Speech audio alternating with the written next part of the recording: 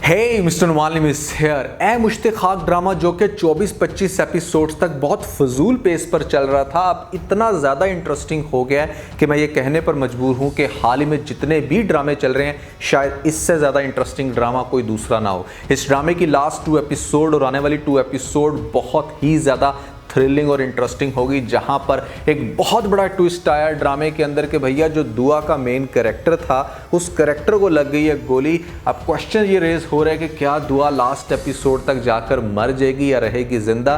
मैं काफ़ी लॉजिक के साथ आज के इस वीडियो में आप लोगों को क्लैरिफाई करने वाला हूँ और ये वीडियो इस ड्रामे को देखने वालों के लिए बहुत ही ज़्यादा इंटरेस्टिंग होगी। जो नए लोग आए मेरे चैनल पर जल्दी से दबा दें सब्सक्राइब का बटन, बना लो जैसे कहते हैं इंस्टाग्राम पर फॉलो या @नुमालिम, क्योंकि आपके सभी क्वेश्चन के आंसर मैं वहां पर करने वाला हूं। वीडियो करते हैं जिस लाइक तक हम स्टार्ट कर सकें बहुत ही सुपर डुपर रिव्यू। तो चलिए आगे बढ़ते हैं।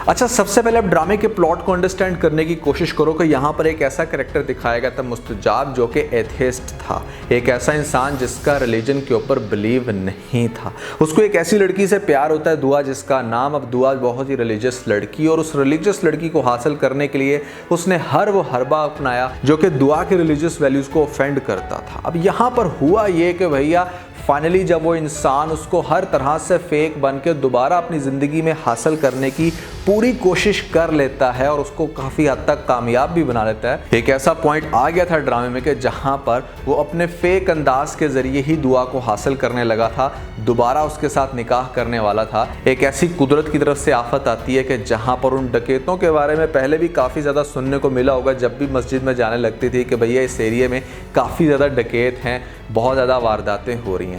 तो वो आपको सुनाया इसलिए जा रहा था इस स्पेसिफिक सीन के लिए जो कि आपको लेटेस्ट एपिसोड में देखने को मिलता है। वो डकैत क्या करते हैं कि यहाँ पर चोरी करने के बहाने मार देते हैं एक कैरेक्टर के ऊपर, गोली चला देते हैं और वो गोली लग जाती है दुआ को। अब दुआ को गोली लगने के बाद एक बड़ी क़यामत नुमा कंडीशन आती है इस ड्रामे के अंदर। मैं सबसे पहले यहाँ पर अप्रिशिएट करना चाहूँगा फ़िरोज़ खान को, जिनकी एक्टिंग मुझे बिल्कुल भी पसंद नहीं आ रही थी इस ड्रामे के अंदर ओवरऑल, लेकिन इस एपिसोड के अंदर तो मतलब मेरा दिल जीत लिया। आई मस्ट से कि आज के दौर में जितने भी ड्रामे चल रहे हैं, इतनी डिफिकल्ट और इतनी कमाल की एक्टिंग मैंने किसी दूसरे ड्रामे में नहीं देखी जितनी सुपर्ब एक्टिंग मैंने इनकी लेटेस्ट एपिसोड में देखी। यहाँ पर सबसे पहले तो वो सीन जिस टाइम दुआ को गोली लगती है और कलमा पढ़ता है, उसके साथ उसको कलमा पढ़ाता है, यार वो सीन तो बहुत ही ज़्यादा दर्दनाक था।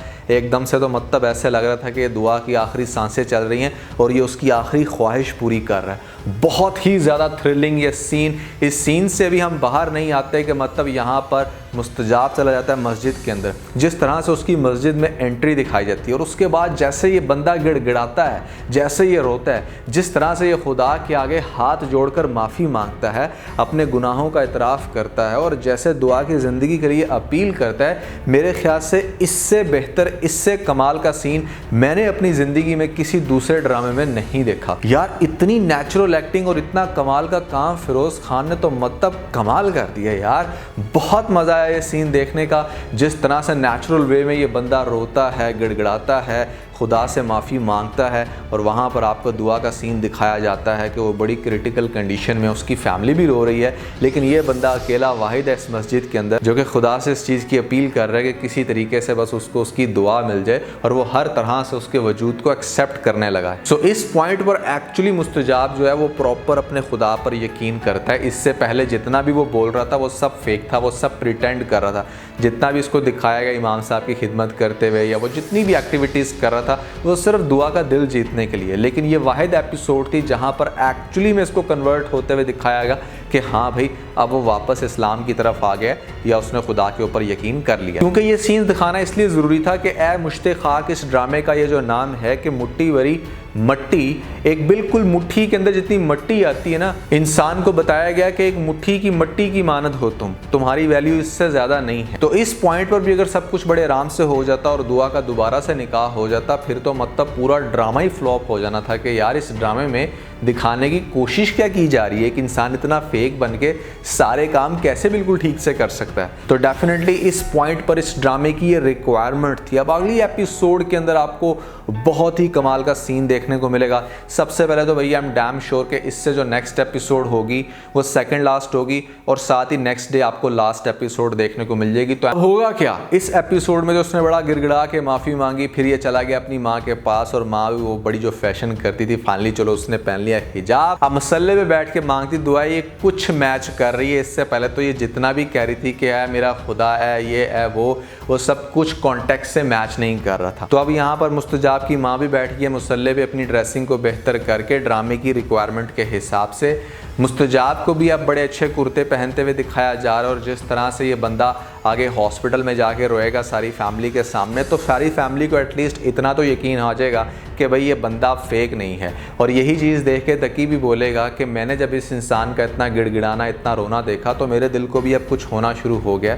क्योंकि जिस टाइम मुझे फर्स्ट टाइम दयान ने ये कहा था कि वो इसका निकाह इससे करवाने जा रहा है तो मुझे बहुत बुरा लगा था, लेकिन अब इसकी ये कंडीशन देख के और जिस तरह से ये बार बार दुआ को मांग रहा है, मैं समझता हूँ कि वाकई जो इस टाइम मुस्तजाब है वो दुआ को डिज़र्व करता है। सो किस्सा मुख्तसर ये कि तकी भी जो है ना वो सबके सामने एक्सेप्ट कर लेगा। अब बात है यहाँ पर दुआ के ऊपर। दुआ जो कि बड़ी क्रिटिकल कंडीशन में है और मुस्तजाब को ये बात याद आएगी कि किस तरह से जब दुआ का भाई दयान बहुत क्रिटिकल कंडीशन में था तो उसने बड़ी दुआएं मांगी और उसको बड़ा कॉन्फिडेंस था इस बात के ऊपर कि जब भी दुआ मांगी जाती है दिल से तो खुदा उसको कबूल करता है। बावजूद इसके कि मुस्तजाब ने काफ़ी दुआएं मांगी, लेकिन जब वो दोबारा दुआ मांगेगा तो उसकी दुआ कबूल नहीं होगी। एक दफ़ा तो डॉक्टर यहाँ पर आगे कह देगा कि दुआ अपनी आखिरी सांसें ले रही है, उसकी किसी भी टाइम डेथ हो जाएगी। ये बात सुन के मुस्तजाब की पैरों से ज़मीन निकल जाएगी, उसे कुछ समझ नहीं आएगा कि उसे क्या करना है। दोबारा गिड़गिड़ाएगा, दोबारा जाएगा मस्जिद, खुदा से बार बार माफ़ी मांग रहा है, उसके वजूद का इकरार कर रहा है। और दयान की कंडीशन भी बहुत बुरी होगी, वो बेचारा बहुत रो रहा है। जो इंसान अपनी बहन के लिए किसी भी हद तक जा सकता था, सोचो जब उसको ये बात पता चलेगी कि उसकी बहन इस दुनिया से जा रही है तो उसकी क्या कंडीशन होगी। टीज़र में ये जो सीन देखने को मिलता है कि जहाँ पर वो तकी के गले रख के रो रहा है और वो ये कहता है कि मेरी बहन मर रही है, तो ये सीन मुझे लिटरली बहुत ही ज़्यादा दर्दनाक लगा। एक दफ़ा तो इसने मुझे काइंड ऑफ रुला भी दिया। तो जो लास्ट एपिसोड का सबसे ज़्यादा इंटरेस्टिंग सीन होगा वो ये कि आपको दिखाया जाएगा कि मुस्तजाब जो है वो जहन में एक बात लाएगा कि इमाम साहब कहते थे कि अगर आपने कोई भी सौदा करना है तो खुदा के साथ करो, उसमें तुम्हें किसी भी किस्म का कोई घाटा नहीं होगा। तो वो अल्लाह से यहाँ पर रिक्वेस्ट करेगा इस पॉइंट पर कि वो दुआ की ज़िंदगी को दोबारा से बख्श दे, उसको दोबारा से नई ज़िंदगी दे दे। अगर ऐसा हो जाता है तो मुस्तजाब हमेशा हमेशा के लिए दुआ की ज़िंदगी से दूर चला जाएगा, उसको अपनी ज़िंदगी में लाने की कोशिश नहीं करेगा।